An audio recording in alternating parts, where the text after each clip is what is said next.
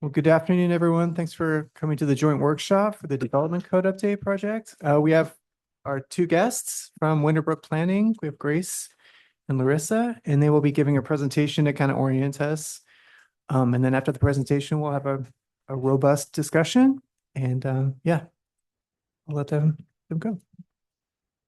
Do we need to take a roll call first? Yes. All right. Should we do it? Yeah. All right. I'm going to open the Estacada workshop today, but before we do that, can we get roll call, please?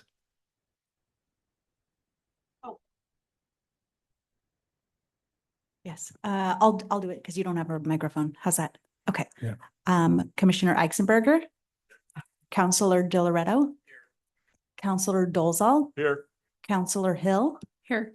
Councilor McElroy, Here. Councilor Tenbush, Here. Council President, Here. Commissioner Wheeler, Here. and Commissioner Stahl. Here. Sorry. You got there. All right. Then. Everyone is here tonight. And thank you, Alan. I'm going to go ahead and let you lead the workshop from here. And thank you guys for joining us tonight. We really appreciate you being here. Great, thank you. Can you hear me? Is this working? I can hear you. Great. All right, yes, I am Grace. I'm with Winterbrook Planning here with my colleague Larissa. And we've been contract planners for Estacada for a few years, but for this project, Estacada received a grant from the state to do a development code update. And so you can go to the next slide. Our presentation will be reviewing those code updates, and we'll spend the first part of the presentation mostly informing you of a number of updates that are required by law. And then in the second part of the presentation, we would like to get into more discussion around several policy items that we want policy input for. And as we're going through the first part, feel free to ask clarifying questions, but we do want to leave enough time at the end for that discussion. So, next slide. So last year, Winterbrook helped the city and did a diagnostic report identifying areas of the development code where updates were needed. And so this part of the process is to actually craft those code updates, suggest red line changes eventually, and bring those as a legislative amendment before the Planning Commission and City Council. Tonight, we just want to orient you to what the development code updates are and then get input on those policy items. And in your packet, you received a cover memo that sort of explains the project and the table, which goes into much more detail on the 37 code updates that we're considering. And we won't have time to get into detail over all of those tonight. We're going to provide you with an overview, but we do welcome you to review the packet in more detail, and we will take any comments or questions also outside of this work session on those items. And when it does come time, probably at the end of the summer for hearings, you will receive the red line code, proposed code language, and you'll have a chance to review what that language will actually be, but that's not developed yet. All right, next slide. So we are doing this because there's been okay, thank you. There's been a big slew of state changes. A lot of House bills and Senate bills have been passed in the last few years to try and address the housing crisis in Oregon, which has meant that there's been a lot of changes that cities need to keep up with and update their code to reflect. And I won't go into detail, but basically a lot of changes, and most of our update is complying with these state required changes. You can go next slide. So now we're going to get into some of what those code updates are. The first category of things is just things that are simply required by law. And we have a number of them listed out here. The packet goes into a bit more detail. But the first one that's good to be aware of is middle housing land divisions. So a middle housing land division provides there's a diagram on the right in the slide of what that could look like. And it provides a simplified and expedited process to subdivide or partition middle housing lots so that each unit can be owned and sold separately. So in this diagram, you'd have a triplex on a lot, and the middle housing land division would allow you to further divide that so each unit in the triplex could be sold. Be simple. And then it also has a specific administrative process associated with that. The next item is single room occupancies, or SROs. And SROs are a development with at least 4 privately lockable rooms for rent, each used for living and sleeping, where the residents could share bathrooms and or kitchens together. So these need to be allowed in all residential zones. And a lot of cities already kind of have these informally. Like in college, I rented a room and shared kitchens with my roommates. And this simply formalizes that and has specific allowances for parking and density. And the bottom image is a diagram of how an SRO could work. So on the left, you would see like 4 different bedrooms, shared kitchen, but they're rented separately. All right. Other state requirements include updating the annexation chapter. Annexations are pretty strictly regulated by state statute, and so we would update the annexation chapter mostly to reflect that. Additionally, the state now requires that preschools be allowed in conjunction to churches and religious assemblies. Another update relates to modular versus site-built homes, and no longer is it allowed to distinguish between the two. You must allow like prefab and modular homes where site-built homes are allowed. Does that include manufactured homes? That Is that includes just- manufactured homes, and basically the only requirement that you can allow for manufactured homes is that they meet a certain thermal envelope requirement. Thank you. Does it work the other direction too? Existing manufactured home parks, stick-built homes could be allowed? In manufactured home parks, Yes. yes, I think so. Yeah, might be a good question. We'll look that up. Yeah. You want to rent your land for the rest of your life? What's that? You want to rent your land for the rest of your life? Yeah, I don't know what the incentive would be, but it might be allowed. I'm not sure. That's right. All right, other changes include, well, the state has a lot of requirements around duplexes. Estacade's code is mostly already compliant with that, but there is a specific spot in the planned development overlay which has different parking requirements than what's allowed. So we propose to revise the plan development overlay to just refer to the parking table to comply with that requirement. And then finally, there's been quite a few state changes related to kind of the administration of housing development applications. And the gist of a lot of these is that it now requires most clear and objective housing development applications to be reviewed administratively by staff. And that includes notably partitions and subdivisions, residential partitions and subdivisions would be reviewed by staff. All right, so that was a lot of items, but again, you have your table, and I'll just note, we welcome comments after this work session as well. We don't need all the feedback tonight. So you can go. Yeah. Hello. All right, so the next sort of subset is the clear and objective housing standards, and that's subset of the required by law, but it's a pretty significant one, and it's a large portion of the sort of required by law items.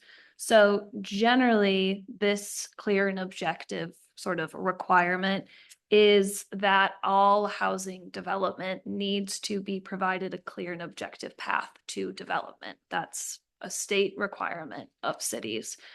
And the intent here is ensuring that residential development is developer friendly. So reducing the review timelines and the associated costs with that, and making the process of code compliance straightforward. So generally, what the approach has been in our amendments is removing discretionary decision-making from housing. And I'll get into some examples on the next slide. Thank you. So some of these proposed amendments include revising public works or engineering specific standards that apply to housing in the development code. And these include vehicle access requirements or circulation standards. In land divisions, it includes infrastructure and utility or right-of-way requirements. And what the proposed amendments do is it removes subjective language and replaces it or adds in required compliance with more definitive things like adopted plans that you already have, like the transportation system plan, requiring compliance with your existing public works or other sort of engineering codes outside of the zoning code, as well as providing plans prepared by certified professionals and approval sometimes from the city engineer or public works. And the idea here is relying on the relevant experience and expertise of the experts and your approved plans rather than planning reviewer discretion. And then the second sort of larger element of the clear and objective is revising residential design standards that are subjective or discretionary limitations to housing. So that includes that currently there's subjective design standards that apply to some types of housing and not to others. Those examples being accessory dwelling units and manufactured dwelling parks. The screening standards are subjective. And then there's applying housing in some zones, applying limitations in some zones to housing versus not in others. And some of those examples are your R1 low density residential zone has design standards that don't exist in your other residential zones, the downtown design review guidelines, which we'll talk about in detail, and the residential conditional uses that are in some zones and not others. And we'll get into that in more detail as well. The next slide. Thank you. And then the third sort of bucket of amendments is administrative and code legibility, sorry. And the purpose there is enhancing the usability of the code for staff and for developers and for you all as well, and making more intuitive pathways to get through development. Most of these are not substantive, they're not really policy related, and none of them were raised as items that you wanted to get into in this discussion today. But again, we welcome input on them. Examples include fixing inconsistencies or redundancies, contradictory standards throughout the code. Example of that is right now, there's standards for accessory structures and setback standards across the different zones that can be inconsistent with your sort of own supplemental section of standards that is dedicated to accessory structures and setbacks. And so sort of making sure it's self-referential and consistent. And then standardizing terminology and language across the zones, making sure we have modern language. We see that in proposed amendments to the parking table and to dwelling unit definitions. And then finally, establishing pathways and processes to things that are already sort of in practice or you guys already consider, but it's not codified. And that's reflected in adding a modifications section to the code. All right. And then our final bucket of items is kind of a mishmash of items that have been identified either by staff or decision makers as potential things to review for a code update.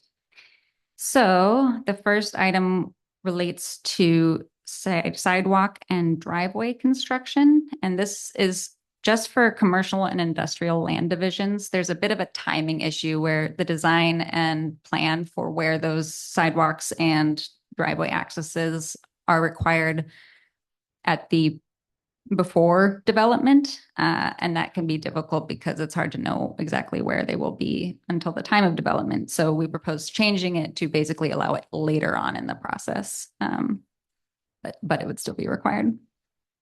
The data center item we're going to talk about in more detail after this. Another item relates to accessory structures in the downtown zone. Currently, the standards don't distinguish between accessory and main structures, and it means that there's a lot of requirements that don't really make sense for accessory structures, such as like primary entrance orientation. And so we propose some changes to clarify which ones should apply to accessory structures, and also propose that those accessory structure design review be reviewed by staff. And we'll talk a bit more about the design review stuff later too. Another item is traffic impact statement data age. So we heard, I think, from decision makers that there was a desire to have a time limit on how old the data used for those traffic impact statements could be. And we propose a limit of 24 months or 2 years. And we also suggest some changes to clarify when a traffic impact statement or study would be required, which is pretty heavily regulated by state law. And then finally, there's landscape standards, and that's another item that we're going to get into in a second. So you can move along. So now we're getting into the portion of the presentation where we want to review each one of these 4 items and have some time for discussion. And we are also definitely happy to receive feedback outside of this work session as well. So you can go to the first one. All right, so data centers in the M1 light industrial zone. So I'm sure you're all familiar, but that is the area west of Highway 211 in the northwest corner of the city. And right now, data centers are permitted outright as a use. I'm sure you've all seen data centers development are increasing exponentially nationally, and the city's received a couple inquiries already about data center development. Elena can speak more to this if you like, but generally, the staff has raised this because the city does not currently have the capacity in utilities and infrastructure for data center development, but it is permitted outright.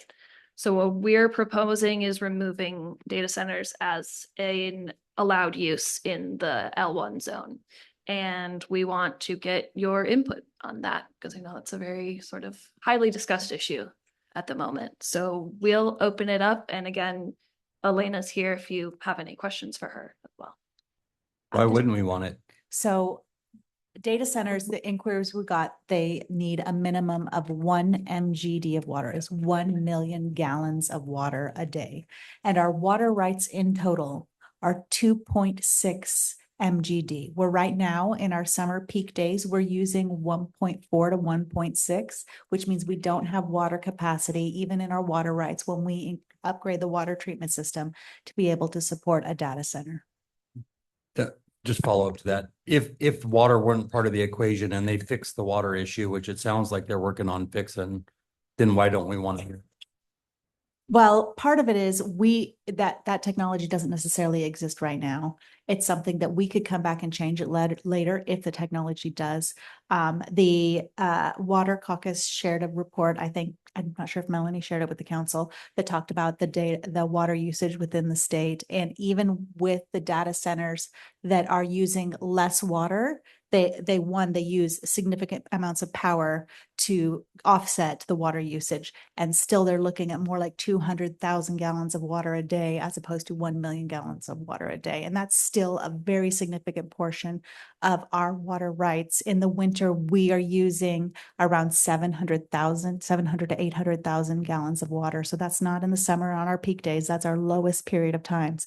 And we're talking about a user that right now with the technology exists that might be using 200,000 gallons of water a day, which is a very significant amount of our water rights. Can I jump in? Water usage is only one of the 4 or 5 different configurations there are of data centers right now. There are 3 of those are electricity only, and basically just refrigeration, different types of refrigeration and different coolants. And so I think to minimize their capability, water isn't particularly the biggest issue here. It's actually the power we need to do that. To build a base minimal data center, it's going to take about 20 meg. And I know that's a tall order for here. The only way I could make it come up, because I know Bonneville has a power line coming down here. If you combine the two, the best you might be able to pull off is 50 meg, and that's a very small data center. It's not much, but if they're willing to do it, I don't know what PGE would have to come back and tell me, you know, what's available in power before you could even consider the thing. But to immediately throw it off the table, it's not off the table. There's a possibility it can be done with water out of the equation, but the power is the issue. Where are you going to get that generated power? And how stable is that generated power? Because those are the 2 things they're looking for: stable generated power. You know, Bonneville has a big transmission line that goes in between here and Barton. You know, I think that's a 500 kV line, something like that. And you know, I don't know how much of their, you know, it's a bunch. I know we're just throwing ideas out here too. So, you know, but the idea is that to commingle the 2 is a possibility. But would that happen? I don't know. You know, my research kind of shows that it's not doable, and it's feasible to do, but it's going to take a lot of cooperation from a lot of people to get it done. You know, PG is going to be involved. Bonneville Power is going to have to be involved. All those things will have to happen to make it work. So as far as the city of Estacada's code in this conversation goes, Yeah. we're just taking it from a use permitted outright to a conditional use. That is part of the discussion we want to Yeah. get insight on, because it's, yes, permitted outright currently. It could become conditional, or it could be removed, which effectively would prohibit it. The concern I would have with, even if we solve the water issue and the power issue, is we'd be maxing our utilities out. And data centers are very low employment driven. They're not going to provide a lot to our community other than the initial build and the tax a little bit. I'm not sure how great that would be to the city, but we really do want to leave open for something that would employ more of our local residents and help out the community more. And so if we allocate the majority of our water and or energy to one particular employer that has very little input to our community, are we restricting what we can do with other people that might move in to the industrial park that may provide more employment and, you know, family jobs for our local residents? And I can appreciate. Can you hear me? Okay. I can appreciate those considerations, but for the conversation's sake here, I don't know that an opinion here, I would be open. I don't want to eliminate it necessarily as an altogether option. With technologies these days changing weekly, almost bi-weekly, it seems like there's something new or some big new advancement or whatnot. And I would hate to eliminate the option for something that could be, if it did come to a place where it matched our aesthetic. I do appreciate the idea of bringing jobs to the community, and that's definitely not lost on us, but I would hate for the code's sake to see us lose having an opportunity to generate revenue or provide even limited jobs to someone. And I think the conversation piece on this for the city's portion of this is to get, and for all of us, is to have a real understanding with PGE on what our options would be should that came to, if these, one of these private entities that's reaching out, one of these customers reaches out and says that they're serious about it, you know, what does your mobilization even capable of? Is that something that because we've talked about this in the past about doing an upgrade or something like that for more power in the region in general. I know that's been a topic abroad, but what is that even a realistic timeline in the next 5, 10, 15 years? I'm so sorry. I cannot answer these. I'm here. I am the face of PGE. I know we've already gone down to the state for data centers because it is an issue. Yeah. For the wattage and everything that they're pulling, and that's across the state. I can reach out to the people that will be able to answer that and come back to you next time with those answers. And I can appreciate that. I don't mean to put you in any position. No, I just Yeah. don't want to get in trouble. So I guess like maybe that's a question we can follow up with the governmental affairs Heidi or whoever our contact is there, and we could just get I think we need a better understanding of where we're at for this, because if we had the opportunity, we would need to be able to know what does that look like realistically. Is that 5 years? Is that in 10 years? Is that 2 years? I mean, where are we at in that conversation? Is there any other comments regarding this one? Go ahead. This is really out there. Yeah. But I read an article not long ago that I think they're about a year out to testing a deployable nuclear plant that can power a city. And so it ties in with what you're talking about regarding the way technology changes. And so I don't even know if that's legal in the state of Oregon, something like that. But, you know, if a place or I also reading the laws are changing with data centers in that they are responsible for the infrastructure to make it work. And so, and I'm making this part up, but let's say someone came and they wanted to go into the zone, and let's say they're able to use natural gas as well as electricity. And then all of a sudden we've got, you know, natural gas in Estacada because of that, you know, that kind of thing. You know, is that realistic? I have no idea. You know, what's the time frame of something like that? I have no idea. And I also don't know, because this may be a moot discussion. If we decide to prohibit it now, does that prevent us from changing it 3 years down the road when technology has changed? No, it does. We can change it later. Go ahead. I think there'd be a benefit to switching it to a conditional use. That way it goes before review, and then we can look at the specifics of what the water demand is. And if the technology changes, it leaves the door open where it's possible, but we just kind of need to evaluate it on a case by case basis. Yeah, I think that makes sense. And I think that if we did put it to conditional use, that we would want to include, or we would want to create standards for like what thresholds of energy use and water use were acceptable. Yeah. at the time. I think that'd be good. Sorry, so in that conditional dialogue, that would be, this is the max we could allow you to have of water or power? Yeah, you could Okay. develop the standards and then, and then if a proposal didn't meet the standards, then it would be easy to. How would that get drawn up? Like where would you pull that number from? I don't think we would want to have a specific number. I think we would put it on the applicant to demonstrate that there was sufficient utility capacity. So for the sake of what you guys need for your guys' information today going forward, as a collective, we could agree that we don't want to eliminate it as a use altogether, but that we would like to see this, we are okay with this becoming a conditional use as a change. Is that, as a group, we agree? I'm okay with it. Very. Thank you for the direction. Yeah, That's very helpful. Thanks. Yeah. And the next one was, All right. Conditional use housing, we're moving along. All right. So as Larissa was talking about earlier, the state requires that housing applications be clear and objective and have an objective path, and conditional uses are not an objective path, but there's a number of housing types in the code that currently are conditional uses that we would like feedback on with how we should deal with them. And so I'm going to kind of go through the list and explain a little bit, but ultimately we want to hear from you. So in R2 and R3 zones, manufactured dwelling parks are currently conditional uses.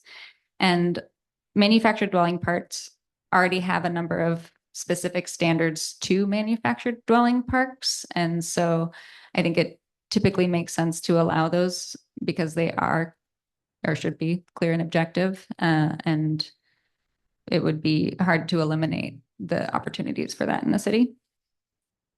In the R2 zone, currently, the R2 is a medium density zone and it currently allows up to triplexes. And so the question would be whether we want to allow or prohibit middle housing types with 4 units. And I'll just say anecdotally, I've heard that because of building code regulations, fourplexes are not really commonly built because they have sprinkler requirements. That means that it's more expensive to build. So I kind of doubt that this will be very impactful to the R2 zone, but it is a question. And then there's a couple of housing types in the commercial zones, the C1 and C2 zone. The C1 zone could allow for multi-unit dwellings, triplexes, and fourplexes. This can sometimes create conflicts with commercial uses, but it can also create opportunities for live-work areas and also more foot traffic in commercial areas. And in the C2 zone already allows ADUs, triplexes, duplexes, fourplexes, and townhouses, but this would be for 5+ units in the C2 zone. And then I don't know how many of you were on this council when we talked about this, but we didn't want, we made the decision that we didn't want any common wall dwellings more than four units, back then. I think that's the number we made that decision as a council. Yeah. In the C2 zone, okay. And same with on the R2 zone with the middle housing types exceeding a triplex. We have had an at-length discussion about that we didn't want that going into existing neighborhoods. Yeah. Okay. Can you guys go into that a little bit more, one more time? So C2 is residential, commercial. And that goes up Main Street and then turns the corner up there by the coffee shop and goes towards Teen Challenge, right? It's the number 7 looking. Yep. um, And so that, zone. Yeah, dark pink. and Yep, so that's that it, yep. was what would you guys recommend? We didn't want anything to be built that was more than, Triplex. I triplex. thought it was a Yeah, triplex. more than was the three max. common wall So, units, because we didn't Up want. to 3 units. Yeah, we didn't want the row housing like they have out in Sandy, where there's like 7 units that are all common wall dwellings. We didn't want to see that, in our existing neighborhoods. Okay. And then what was the other one? It was R2. We had a at-length discussion. There was in the last code audit, there was a recommendation. We were putting like basically duplexes, triplexes, quadplexes in every single housing zone. We nixed it in the R1. We went to the duplexes, I think, as allowed in R2. I think maybe in duplexes and triplexes in R2. Went away from the quadplexes and greater multifamily in R2 and left the R3, the more diverse, with the duplex, triplex, quadplex, and multifamily, I believe. I'm going from memory, but Yeah, no. it's been a long time. To clarify, R2 is the darker yellow on your map here. And yeah, the brighter yellow. And when we talk about the multi-unit dwelling, that's not just like triplexes, fourplexes, that also applies to cottage clusters. And I know when we talked about it several years ago, you guys felt a little more friendly towards cottage clusters, a larger amount of cottage clusters. Is that something that you would see maybe 4 cottage clusters in R2? Is that something that? Can we allow that without allowing the rest of it? I think you could write the wording so that it would allow for Cottage Unit clusters cottage of up clusters to up to 4 units. certain number of units and not common wall. I think so. I know there's some changes to cottage clusters that are going to be happening. Coming up from the state. Coming down from Oh, the state. fun. But we can look into allowing cottage clusters of up to 4 units in the R2 zone. Did you have a? I have a question on the implementation of this. So most of our R2 is already built out, with the exception of a few small areas. Is it worth going through all this redoing and rethinking? Most of these of our R2, like in the First Avenue on the far southeast corner there, is all built out and they're all houses that are 5-yard setbacks on the side, tight to the rear, tight to the front. So you're not going to slam a fourplex in there typically. Yeah. So, and then if you look to the north of our city, it's all North City residential, which doesn't fall under R2, right? Correct. That's a And that's different all zone. That's its own undeveloped code. ground. Yeah. So are we spending a exorbitant amount of time thinking about things that are never going to come to fruit? Well, the reason that we need to just consider these and put them either in the permitted or prohibited bucket is because they can't live in the conditional bucket. So they got to go one direction or the other. So, yeah, I mean, we don't need to deliberate forever on these. That's a good point, but it needs to go somewhere. So that's what we're And- asking you guys. Sorry, I'll add that if the city were to, at some point in the history, upzone any of the R1 land or annex new land and zone it anew, these changes would apply to that land in the future. Yeah, because we recently did upzone to R2 up above on Sixth Street for the extension of the Altamar. So we upzoned that so they could allow to build and extend their manufactured dwelling park up there. So we've done that recently. And I'll just, go ahead. Sorry. No, go ahead. I was just gonna detail the final category, which is in the riverfront commercial zone, housing with ground floor commercial. So commercial would be required on the ground floor and then you could have housing above. And I think allowing this aligns with the purpose of the zone, but it is not necessary. So I'd like to encourage us to look at this through the lens. I'm having my. But I'd like to encourage us to look at this through the lens of, without us having the crutch of a conditional use, there's no more excuses. It's literally, what is the vision long-term here, right? Like, are we going to allow this 10 years from now when this develops 20 years? So to your point, Mr. Wheeler, I think that, is this something that we see for the sake for the community and demonstrating vision here? Is this something that you see 15 years from now? Is this a relative conversation? Is there cottage clusters going in there? Are we okay with that? Are we not okay with cottage clusters being a part of this? What this looks like? They need an answer for each one, right? And you need an answer for everyone. Yes, yes, Do yeah. you want to just go down them one by one and check them off, or Yeah, I was referring specifically to for the the conditional use on the housing type in particular, but Yeah. like cottage clusters or housing in general. Do you want to start at the bottom? Because I think the Yeah. housing with ground floor commercial might be a little easier than cottage clusters multifamily. I think. Sorry. Yeah, Just- I just think that might be, we might be able to get better consensus on that. Do you all agree? Yeah. So Yeah. riverfront commercial is this very small section. It's just the darker green right here, right across from where the mill is. Can we just vote to have riverfront commercial go away? That is a larger conversation. No, but it is part of this conversation. We just screwed the Yeah. wastewater treatment plant that wasn't there when we developed this code. So that is part of the TGM grant where we're looking at the mill. We're also looking at riverfront commercial because I feel like they should probably be the same zone. Or something that's, Because realistically, we're talking about one property of which I have a stake in, yes. to be fully transparent here.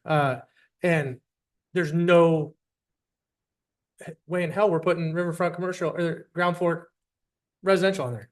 It just doesn't make sense on that piece of ground. And nobody else is going to redevelop that and put ground floor residential Or put second story residential. It'd be ground floor commercial. either. Yeah. Yeah. So So just nix the residential component of it. But what if that's a spot where maybe a future hotel would go into? Is that considered? Different. That That's where doesn't- the new wastewater treatment plant is going. So it's Oh. the zone where that's gonna go. So. I agree with Ben, is we're not likely to put a hotel right next to Okay, a that makes wastewater sense. treatment Yeah. plant. Okay. So, Yeah. yeah. Could be across the street. I was just gonna say. I don't think anybody's gonna buy a house over there either. What if right it's next to the- maintenance people that can live there on site and they can be right there? That could happen. So, but they could would be want to live there. I accessory can't use. see a developer wanting to build residential right next to a sewage treatment facility. That makes a lot of sense. I'm not gonna put my money into building something there and hope that it's gonna rent out or sell because it's right next door to a sewage treatment facility. No, I'm I looking just- at like all the factors involved, not just one. There's multiple reasons. So that's why it's like, just hash it out and figure out if that's something that would be feasible or not. If not, then don't do it, but at least it's brought up and it's thought of. Yeah, and you can certainly allow it even if it's not feasible. Yeah. Like a lot of, maybe not prohibit it, but I'm just thinking in my mind, like, I don't know, like when PG had the houses up the highway, it was just really convenient to be there and working there and not having to drive all the way. That's why that popped in my mind. But other than that, no, I'm on board with that. So to help the staff out here, let's give them a little bit of direction with this. What are we thinking? Are we thinking, do we want to have them revisit the riverfront commercial?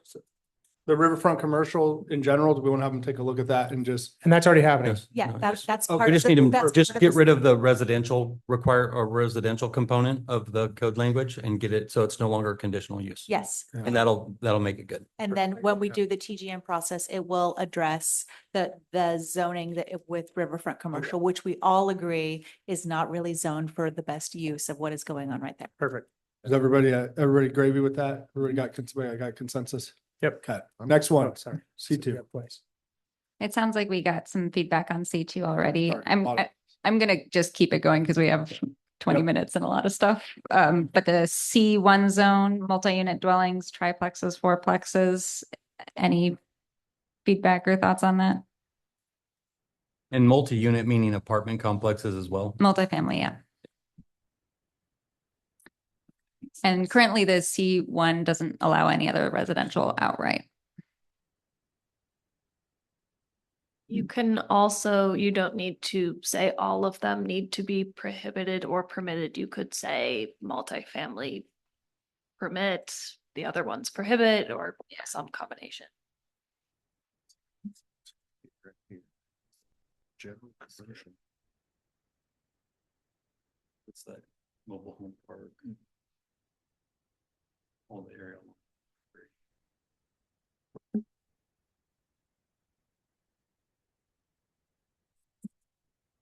And then this section up here. So in this zone currently, we have a teen challenge, right? Yes. Skate park, splash pad, library, mobile home park, granite manufacturing facility, Sure. bus garage, portion of it. And some homes. as There's well. a body shop up in the upper portion of it, I think. There's Yeah. a, Bunch of parking areas, some storage, a laundromat, and actual multi-unit triplexes and fourplexes, right? a church. Yeah, I don't have a problem with triplexes being, So Seems like the perfect location. Yeah. So, Agreed. okay, so we all agree on that? You guys, that work? To include apartments? Apartment said it already. Yeah. no, the apartments Oh, jump down. across in the blue, Oh. the CMU. I I believe. thought, are we doing the CMU or are we doing the C1? C1. C1.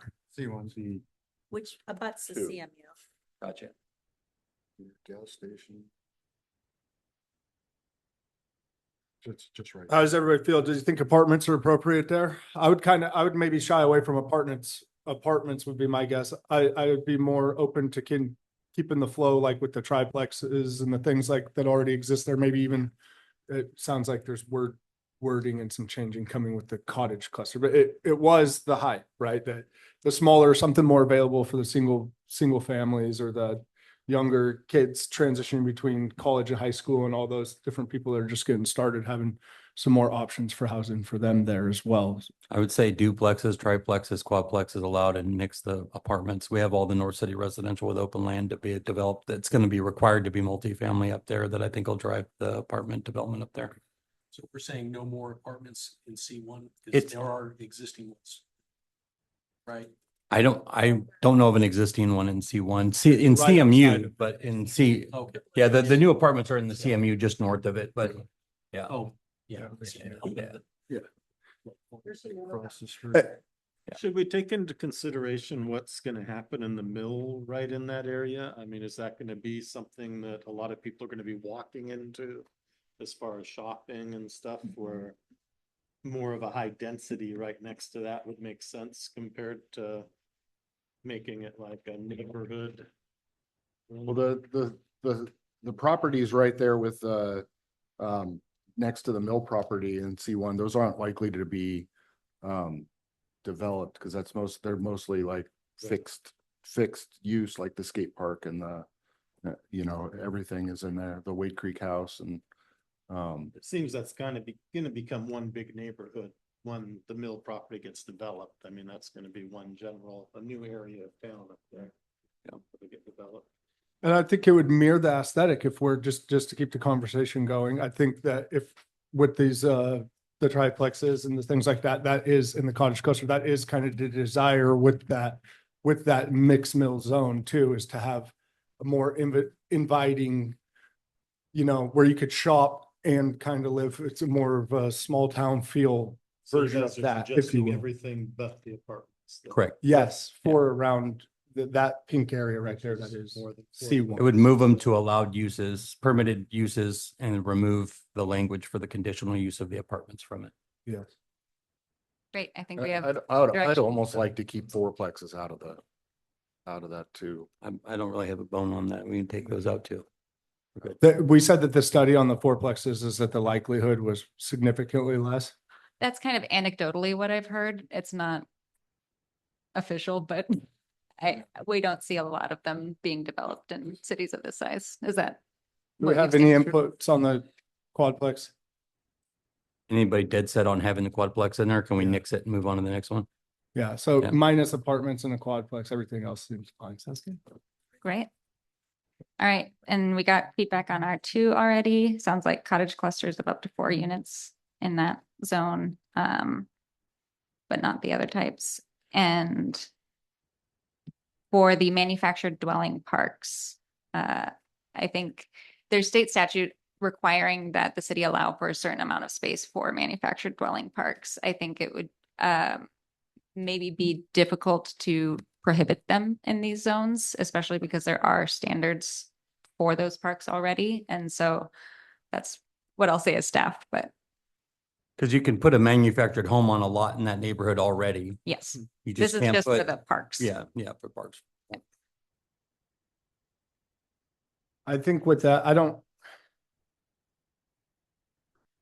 Are you saying we can't make this a conditional use for? the Well, it is a conditional conditional use use is now. going away as a Yeah. whole. It's either residential. It's this or Residential. that now. And we already approved in the R2 zone, we upzoned and approved the manufactured dwelling park to extension for Altamar in R2. It's kind of hard to go back on that, right? Yeah. That's, And- I mean, we just did this in the past year. Yeah, 2 years ago. Yeah, a Yes. year or two ago. Sure. Two things can be true at once in some things, right? So we Yes. could allow this, but again, going with the theme of looking at the code and being very, very clear Mhm. on what that looks like, very direct. I think that we could protect ourselves a little bit here where we allow it and it's fine. Business continues as usual, but this is a great place for us to input kind of the aesthetic and what we would expect that to look like if it should be developed in that area. Well, there's language in the code amendment that's going to be addressing the site obscuring fencing specific to the Yeah. manufactured home landscape. dwelling. So part of the code update is making sure those standards are clear and objective, so they could be applied to a non-discretionary application, and that includes mostly the screening standards. Councilman Dolzo? I'm saving mine for the R2 discussion. Okay. Mr. Eisenberg? I'm here, there on the the mobile home park center. It's hard to say no if someone wants to do that. I really don't personally like it, but I don't have a good reason. As far as moving forward from this point, if we say yes, yes, yes, or no, no, no, whatever it is, you guys will bring back a next look at this where we can say, can we add more meat to this to make it make sense? Exactly. We will be preparing the code amendment package. Ideally, most of the feedback and comments would come around this time because also the grant has a deadline that we need Okay. to comply with as well. So hopefully there won't be a lot of rounds of iteration, but we do welcome further discussion and comments if there's more specific or like meatier. As far as the items. nuts and bolts, like setbacks on a lot and Mhm. manufactured dwelling parks, like how far apart those can be with setbacks. Does that come with this package? So those are set by the code. We're not proposing to change those. Okay, But perfect. there are standards already. I just haven't dove into it. Ben, yeah. And I there's can another point you to the whole set of chapter. There's a whole standards chapter for- on that. Okay, Yeah. perfect. And the I'm good state then. has its own standards for the manufactured home parks too, that are a lot more stringent than the city All code right. from what I've seen on it. Okay, I'm Looking good into then. it. Does that give you what you guys need? I think That's so. great. Yeah, can we move on to the next topic? I want to make sure there's some time to get into these. Before we get into this, I'm gonna dip out here in like the next 5 minutes. So sorry, guys. I would love to stay, but I have another thing to go to. So if I slip out, that's why. All right. Thanks. Ben. All right, let's move on to the next slide. Oh my gosh, I don't want that. Okay, so landscaping standards. So this is an issue that was identified by staff and decision makers. Generally, it's that most of your base zones are requiring a certain percentage of landscaping out of the developed area in a lot. But aside from that, there's not really any other detail to what landscaping requirements are, and what that looks like. And so generally, staff have found that difficult to administer.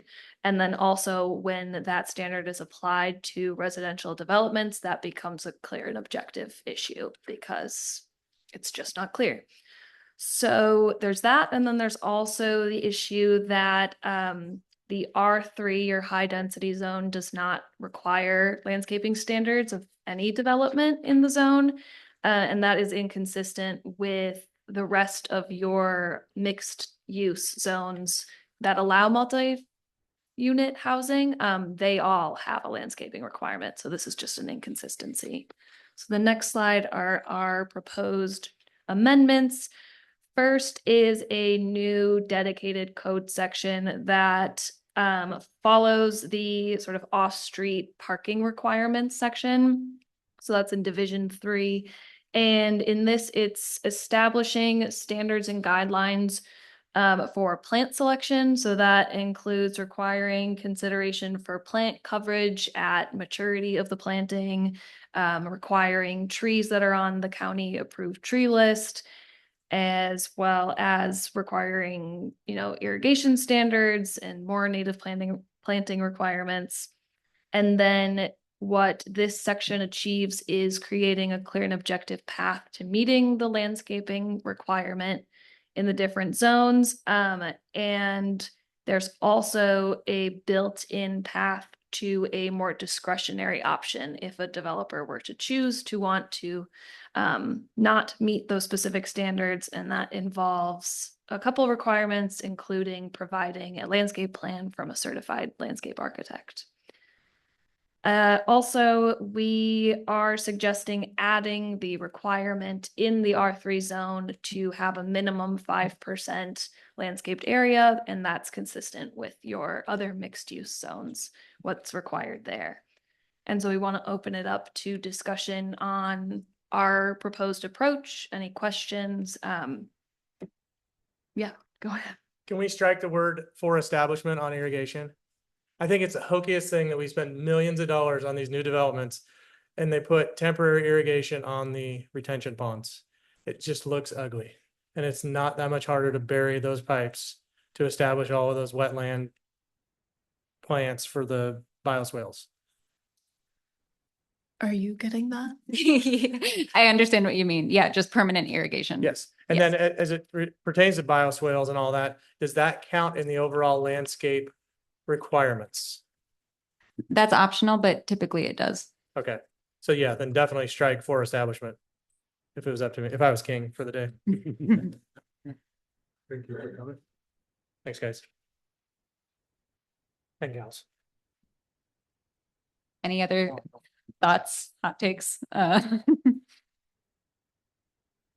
I would want to see redundancy maybe around species of tree with, I like that the Clackamas County, I get the Clackamas County approved thing, but with this having a history of wildfires or something like that, maybe there's a little bit of educational value or some PR credit we could get with doing something that would be a more fire redundant species or something. I believe like the red cedar is something that comes to mind. I think that's a little bit more verse, something that's planted that works really well and it. There is a Firewise list of of plants, So- so plants that are specifically Firewise. Just this area being that, and then the fact that being in tune with like the fact that Clackamas County is doing the wildfire, their corridor, right? Where they've done precautionary logging and extra things along the roadways to be able to increase wildfire prevention access and different things and recreational access. With that going on and being in tune to that, I think if we have some sort of element in the code that just positions us at that, beings that we're the last stop to it, I think there'd be a lot of value in that and giving people some more buy-in to, like, giving it more of an identity, if you will. Yeah, we can think about how to incorporate that. I think we can certainly refer to the materials and yeah, the proposed changes would only suggest that street trees need to follow the Clackamas County street tree list, but yeah, it can be I open. just think there's an idea here. There's a lot of identity is big, right? So the historical value and stuff like that. There's a lot of ways that we could propose code around in the landscape that also helps demonstrate or provide a sense of value and entitlement to the community, right? Yeah. Great. Is there anybody else We're that has good. any thoughts on that? Nope, Nope. we're good on that one. Right, we'll move on Scott, do you to, have something? Sorry. No, I was just sitting there thinking about it. No. I guess the only thing I have to say, if it's 5% now, just make it a uniform standard and be done with it. And you can work on the plant configurations anytime. great. All right, so our last topic for discussion, it relates to some changes around the downtown design standards. And so the standards currently include code standards that are sort of written out, as well as a table that has a point system. And it can be a bit difficult to tell when the standards apply when it comes to the table or the written out standards, as well as actually administer the standards in a clear way. The table has a lot of duplicative aspects to the written out code standards, and with the changes that we want to do relate to making it more clear for the applicant what applies and how to meet those standards. Additionally, the standards that apply to housing need to be clear and objective. And then, as we discussed earlier, we suggest some changes for accessory buildings. And so you can go to the next slide. So our suggested revisions are not to substantially change the standards themselves, which include like siding, colors, transparency requirements, etc., but more to streamline and make clear what's applicable when and reorganize it. And we suggest doing this by removing the table and integrating any of the non-duplicative standards into the code language itself. The non-duplicative standards include requirements around pedestrian shelters, awnings, and pedestrian amenities. And then generally the process would remain, which requires review by the Design Review Commission, except for in the case of accessory structures. As discussed, we propose clarifying which standards apply to accessory structures. And the ones that probably don't make sense for accessory structures would include the building entrance requirements, transparency requirements, and then pedestrian shelters. And then allow for a clear and objective way to comply with the standards for residential applications. There's a kind of a specific question as to whether reflective windows, privacy windows, and tinted windows should be allowed for the required transparent elements for residential structures. So currently, the design review guidelines require 50% of ground floor frontage area be this transparent, mostly windows. And so there's a question of whether for residential uses, privacy windows should be allowed to be counted as that 50%. But we don't allow ground floor residential. We do in some places, Oh, we do. just not along the highway. Yeah, south of the highway, it's not allowed. And maybe, maybe Yeah. But like Wade, those other areas of downtown still allow ground floor residential. I think in those instances, it'd be good to have diffused window, be able to have some privacy for residential uses. I agree. I would like to maybe take a look at the code though in sense of colors.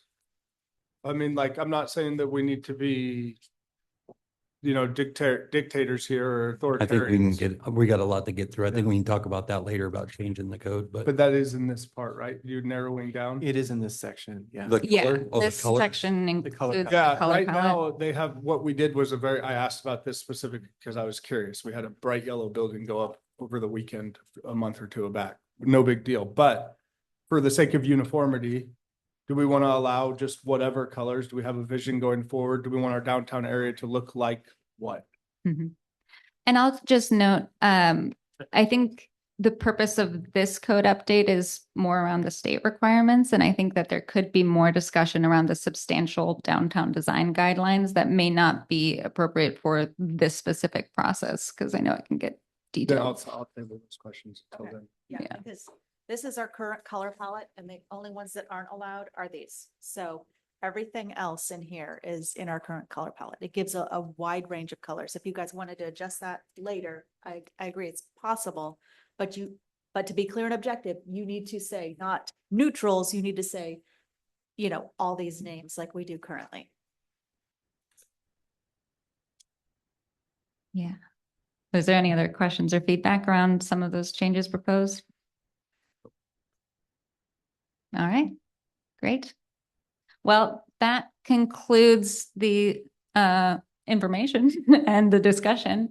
And so the next steps are for us to take this feedback and to work on actually drafting those red line code changes. And you should expect a legislative amendment application probably by the end of the summer.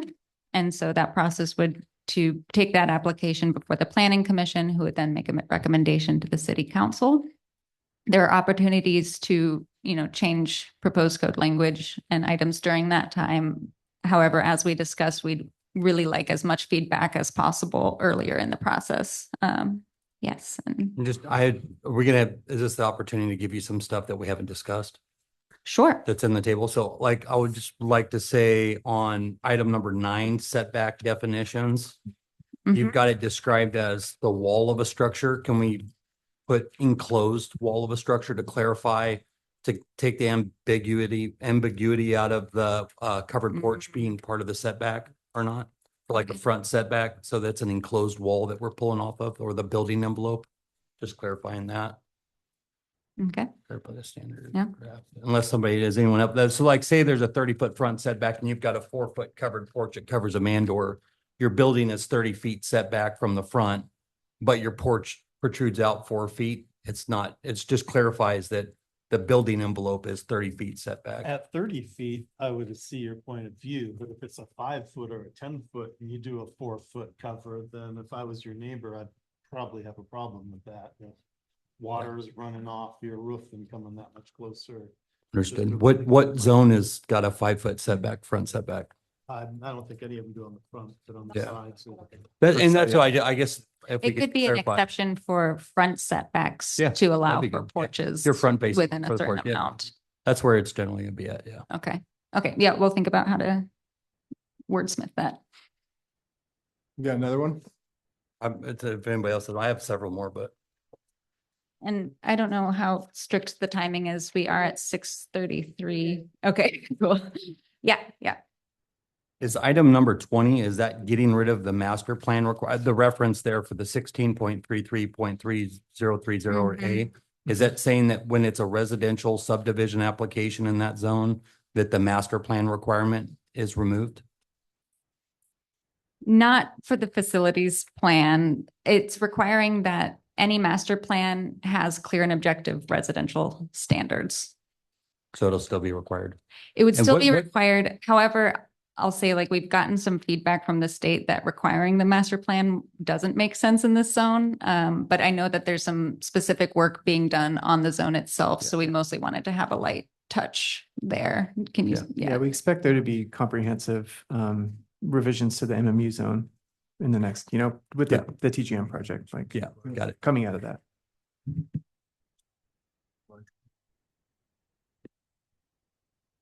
And can you just clarify the number 24 briefly? The second paragraph of the proposed fix, the removed Northwest Industrial Sanctuary Standard entirely remove comp plan, chapter 7-9. I just didn't quite follow that. Yeah, so this was kind of an outdated vestige in the code where there was this industrial sanctuary. It has since been developed. It's been done. There's no longer a need for the code to lay out what that is. Gotcha. And then on the clarification for like the conditional use in the industrial park, if it was pretty vague, I was trying to think, it mentioned the 1200Z permit in it. Mm-hmm. Here it is, item number 28. Can we make a specific list of the triggering permitting because I noticed that the 1200, like a 1200C permit for if you're disturbing over an acre of soil wasn't listed there. And so every major project down there that's disturbing more than an acre is going to trigger a 1200C permit. And we don't want that to be an event that triggers a conditional use. Oh, is that a typo? It says 1200Z. No, Z, Okay. Z is correct. Okay. I believe it says that the code right now says discharge, DEQ discharge permit. No, okay, so we could put discharge permit accepting 1200Z, and that would apply for things that are more waste discharge. Gotcha. But I thought Okay. the language read, what was confusing me was products that require DEQ permits are allowed conditionally, and then when there may be uses that require other agency permits that should be under conditional use review. And then it was like I thought I read something where any federal agency, Yes. but it's not, it's just specific to to that particular permit, or if they require a permit from one of those agencies that then they're a conditional use. So we ran into this because we had ATF reach out to us because Gotcha. there are explosives there. And that's something that might require a conditional use if somebody is doing explosives in the industrial campus. So we felt that should be added as a conditional use, adding federal agencies, but we should accept the 1200Z since that is pretty much a standard for every industrial use down in our park. We could add 1200C to that also, if you feel like that. I just as long as it's not a blanket statement saying that if a state federal permit's required, then it's a condition. I'm just trying to think of somebody going down there and purchasing a piece of land and then going into, you're not typically, I mean, their due diligence, they'd have to catch that. Yeah. Otherwise they'd be in a really bad spot after purchasing a piece of property. I just want to make sure it's very clear to them what's going to trigger that burden for them of a conditional use. That's all. So we could add things that potentially hazardous waste, explosives, Yeah, those something like kind that. of might have a excessive fire hazard. Appreciate it. We'll add those. Be kinds of things. specific, yeah. Anything else? Okay, Great. well, thank you guys so much for coming out tonight. We really do appreciate your guys' hard work on this. And thank you for coming to us with a bunch of suggestions and fixes and continuing to help us to improve the city. Thank you so much. Yeah. Yeah, thank you guys. All right, well, that's going to close our workshop between the Planning Commission and the Estacada City Council today. Thanks, everybody, for coming. Let's take a 5-minute 5-minute break in Break. between.